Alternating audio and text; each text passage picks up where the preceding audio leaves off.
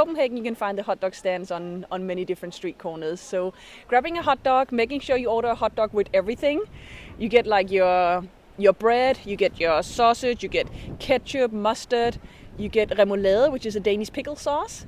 You get onions and fried onions. You get pickles as well.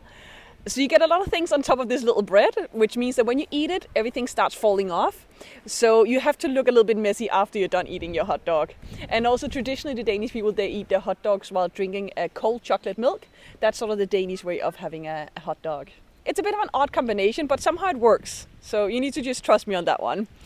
It's because when they first opened up the hot dog stands in the early 1900s, they were not allowed to sell fizzy drinks like sodas and so on. So they needed to sell something else. And they started selling chocolate milks.